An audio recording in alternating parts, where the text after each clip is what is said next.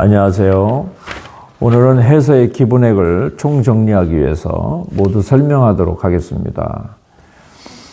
부양순체, 부기체의 기본액을 공부해 보겠습니다. 서로가 중복되는 부분들이 많습니다. 즉 방피를 많이 사용하기 때문에 그렇습니다. 그래서 같이 공부하시는 게 좋다고 생각합니다. 자, 그러면 우선 횡법을 설명드리겠습니다.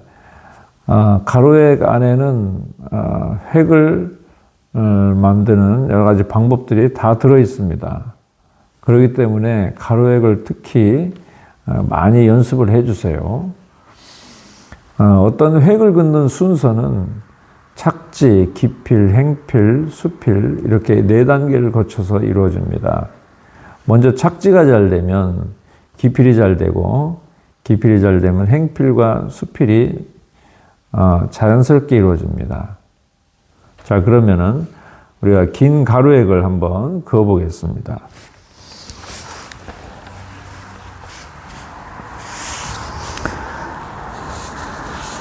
착지할 때는 날카롭고 길게 해줍니다.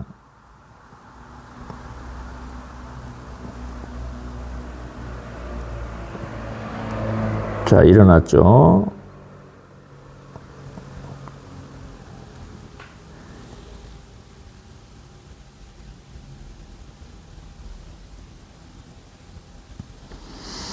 자, 뒤로 3cm 후진해서 30도 올라가서 30도 아래로 내려온 다음에 이렇게 마무리해 줍니다.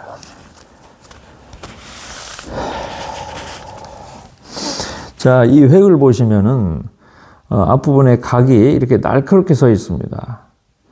자, 이것은 착지를 잘했다는 증거입니다. 착지가 잘 되고 기필까지 완벽하게 됐기 때문에 이렇게 나옵니다. 다시 한번 써보겠습니다. 날카롭고 길게 놓습니다. 자, 일어나죠. 자, 여기서 행필하는 것은 완법에 의해서 중봉으로 그어줍니다. 자, 뒤로 후진해서 30도 올라간 다음에 아래 내려와서 자, 회봉으로 마무리합니다.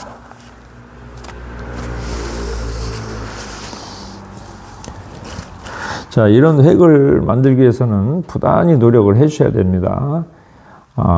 착지하는 방법, 착지하는 그 점을 착지하는 방법들을 여러 번 연습을 해 주셔야 됩니다.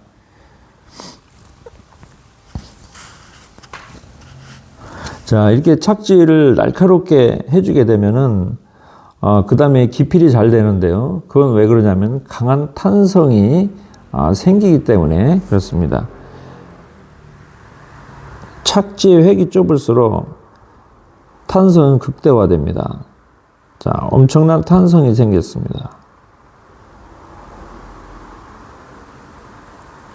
그래서 중봉으로 끝까지 가지고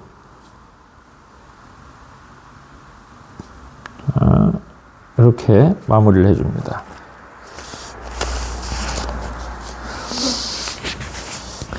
자, 그 다음에 작은 가로획. 작은 가로획은 한 글자 안에도 많은 획들이 들어있죠. 그렇기 때문에 중요한 것은 너무 화려하게 해서는 안 되고 획의 굵기를 거의 같게 해줘야 됩니다.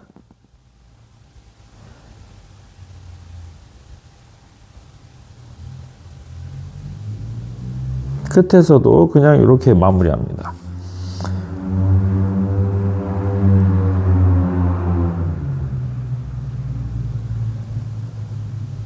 긴 획처럼 도드라지게 하면 너무 화려해질 수가 있습니다.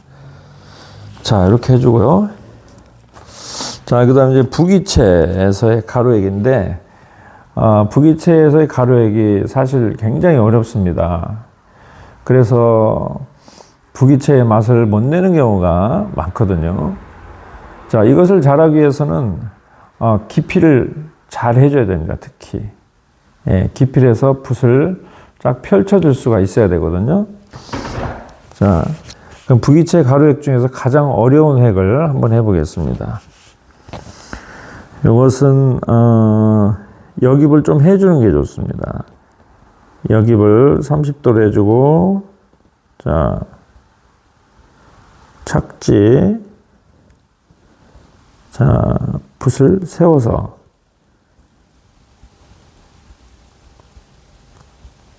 중봉으로 반듯하게 끌고 나가서요. 끝에서 올려주고 이렇게 날카롭게 모서리로 아래는 좀 길게 빼줍니다. 자, 이렇게 해줍니다. 이렇게 해서 양쪽이 대칭이 될 수 있도록 각이 아주 강하게 살아있죠. 이런 강한 획을 내기 위해서는 붓을 펼쳐야 되고, 또 당연히 붓을 펼쳐야만이 어떤 모양이 나옵니다. 붓을 펼치기 위해서는 착지를 잘해야죠. 착지해서 날카롭고 길게 착지를 해야 됩니다. 뭐 누르고서 이렇게 하면 안 됩니다. 자, 여기까지 가로획을 다 정리해 봤고요. 이제 세로획.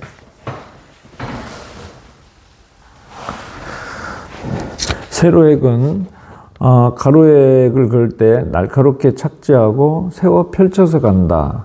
그렇게 됐는데 세로획도 마찬가지입니다. 날카롭게 착지하고 세워서 펼쳐서 가는데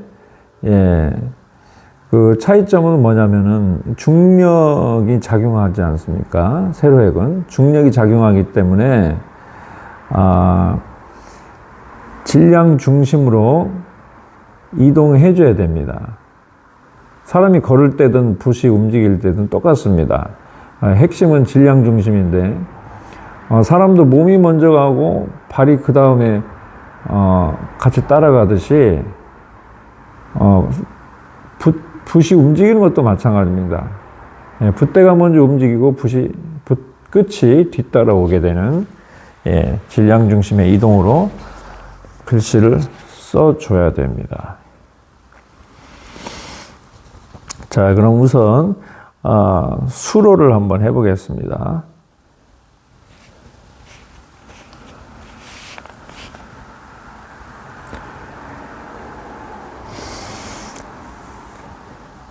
자, 우선 날카롭게 착지를 해주고, 자, 착지를 하고, 자, 붓 끝쪽으로 살짝 일어나면서, 자, 붓대가 먼저 가면서 붓이 뒤따라오게 됩니다.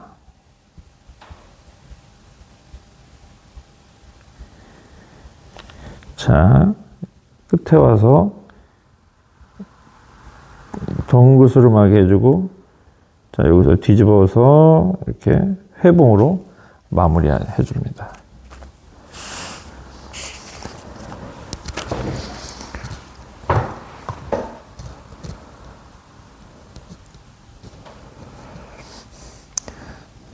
자, 질량 중심으로 이동하게 되기 때문에 붓끝은 수동적으로 따라오게 됩니다. 자, 그렇지 아니하고 붓을 뒤집어서 내려오게 되면은 지면 마찰력이 커지게 돼서 반대로 붓의 탄성이 약해짐으로 인해서 획이 제대로 내려오질 않습니다. 특히 현침 같은 경우에는 붓이 끝에서 모아지지가 않습니다. 자, 다시 한번 써보겠습니다. 자, 가볍게 착지해주고 붓끝으로 밀어준 다음에, 자, 몸이 먼저 내려오죠.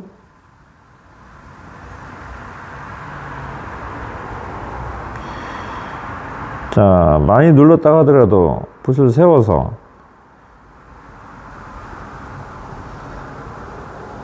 이렇게 해서 회봉을 해줍니다. 자, 이것이 수로고요. 다음은 현침. 현침을 좀 어려워하는 분들이 있어요. 끝에서 붓이 왜 안 모아지냐 이런 분들이 있는데 그런 분들은 대부분이 붓을 뒤집어서 내려오는 경우가 많습니다. 네, 붓이 뒤집어지게 되면 당연히 마찰력이 커지게 되겠죠. 마찰력이 커지면 탄성은 정지됩니다. 그래서 붓이 붓끝이 눌려져서 잘 안 내려오게 되는 것입니다. 자, 현침. 현침도 잘 가볍게 들어가가지고 자, 붓끝을 밀어주면서 붓끝에 힘을 주고 중력에 의해서 내려옵니다.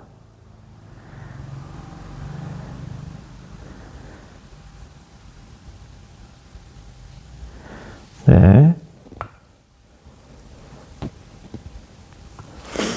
자, 다시 한번요.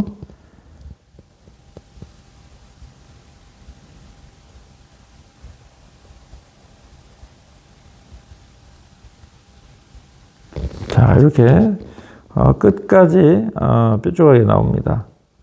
자, 밀어주고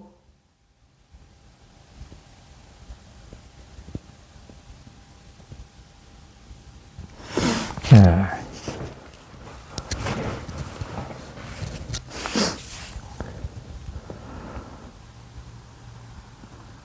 자, 착지하고 자, 들었다가 붓의 견인에 의해서 붓끝은 따라오게 됩니다. 그럼 자연적으로 이렇게 모아지는 획이 나오게 됩니다.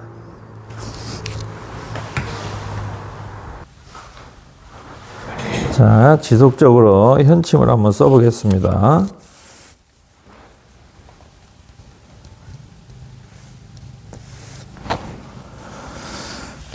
자, 날카롭게 착지하고, 자, 붓끝 쪽으로 힘을 주면서 붓대가 먼저 움직이면서 붓끝은 뒤따라 나온다.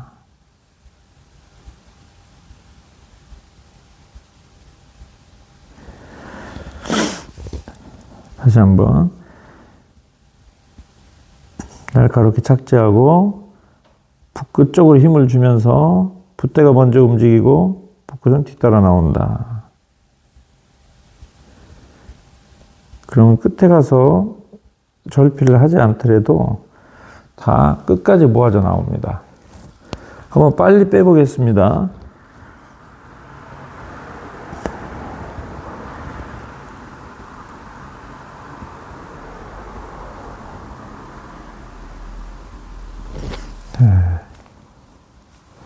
자, 좀 더 빨리 빼보겠습니다.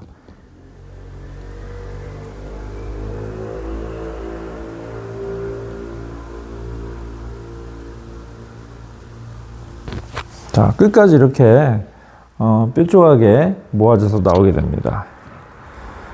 자, 먹물이 좀 떨어졌는데 다시 한번요.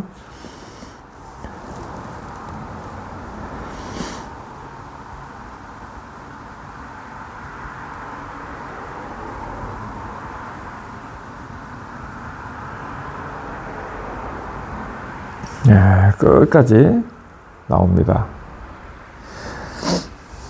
자, 이렇게, 자, 붓대가 먼저 움직이고, 질량 중심으로 움직이게 되면은 획이 내려오면서 계속 모아져서 내려옵니다.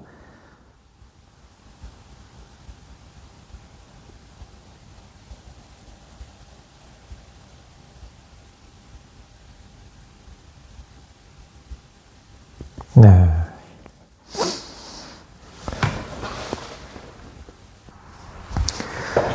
자, 이번에는 구에 대해서 설명해 드리겠습니다. 구는 가로획의 갈고리 횡구, 세로획의 갈고리 수구, 또 응용 갈고리 왁구와 삭구가 있습니다. 이렇게 네 가지의 구가 있습니다. 자, 우선 횡구, 가로획의 갈고리 먼저 써보겠습니다. 자, 가로획의 갈고리 자, 가볍게 놓고 세워서 가서 점차 가늘어지면서 자, 여기서 자, 붓의 견인에 따라서 붓이 돌죠. 붓끝이 돌면서 이렇게 빠지게 됩니다.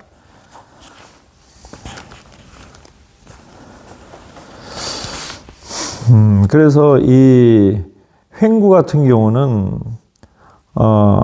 양쪽에 세 군데 각들이 뾰족하게 나와줘야 됩니다. 그러기 위해서는 붓의 견인을 따라서 붓끝이 잘 돌아서 나올 수 있도록 붓을 모아주는 것을 잘 해줘야 됩니다. 자, 중봉으로 가서 점차 가늘어지다가 자, 연결이 되죠. 자, 붓끝 쪽으로 밀어주면서 가운데로 수렴해서 나갑니다. 자, 이것이 횡구입니다. 부기체에서의 횡구는 요 구의 각도가 거의 수직으로 내려옵니다. 각도가 좀 다릅니다. 부기체에서의 횡구를 한번 써보겠습니다.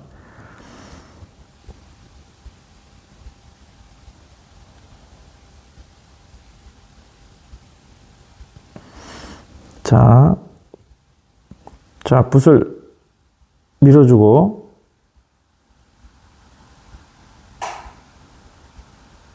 네, 이렇게 빠집니다.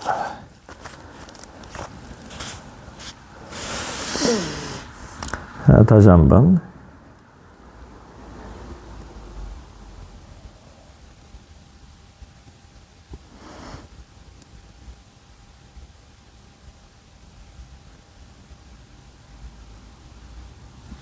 네.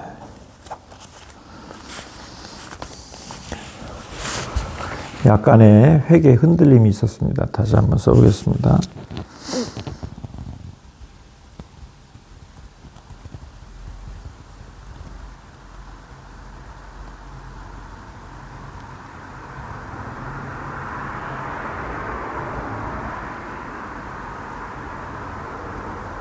네, 이렇게 빠져주는 게 부기체에서의 횡구입니다.